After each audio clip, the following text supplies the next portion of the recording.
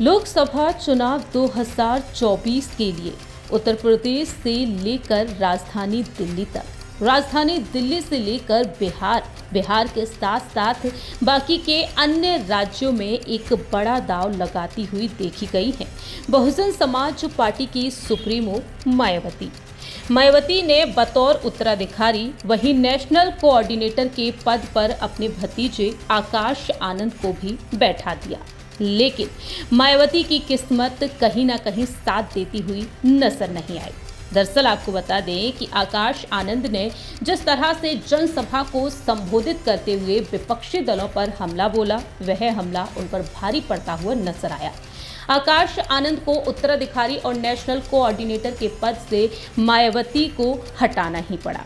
इसके बाद मायावती अकेले ही पार्टी की कमान को संभालती हुई नजर आई हैं। उत्तर प्रदेश की 80 लोकसभा सीटों पर मायावती ने अपने उम्मीदवारों को उतारा, वहीं दूसरी ही तरफ दिल्ली की 7 सीटों पर भी अपने उम्मीदवारों को उतारा।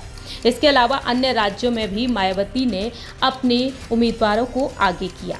अब लोकसभा चुनाव 2024 के लिए उम्मीदवारों की किस्मत जो है वो ईवीएम में कैद है।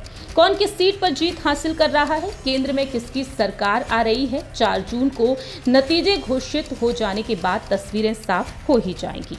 लेकिन इससे पहले एग्जिट पोल सामने आ चुके हैं। आपको जानकारी दे दें कि एग्जिट पोल के मुताबिक सामने आया है कि एनडीए को 346 सीटें मिल सकती हैं।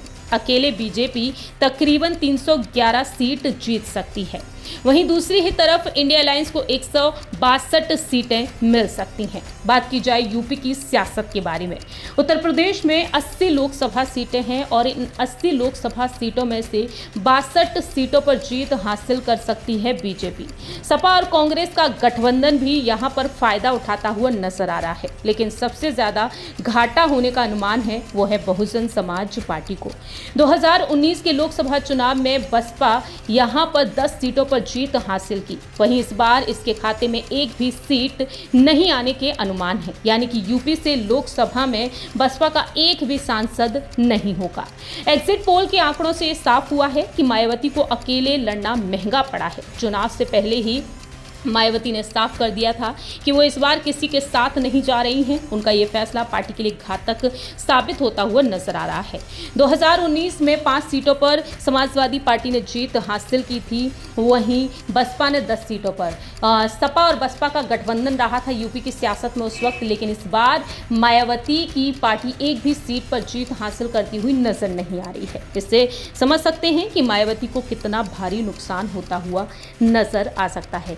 यहाँ तक कि देखा जा रहा है कि मुस्लिम वोट बैंक को वह संभालना चाहती थी, लेकिन दलित वोट बैंक को संभालने वाली मायावती कहीं ना कहीं इस बार नाकाम नजर आ रही हैं दलित वोट बैंक को संभालने में भी। देखना होगा कि 4 जून को जब नतीजे सामने आएंगे तो आखिरकार बहुजन समाज पार्टी के खाते में क्या वाकई में कोई सीट आ पाती है या फिर नहीं। ये एग्जिट पोल जो सामने आए हैं वो बहुजन समाज पार्टी के लिए किसी झटके से कम नहीं माने जा सकते हैं। देश और दुनिया की तमाम खबरों के लिए आप देखते रहिए इंडिया स्पीक्स लाउडली।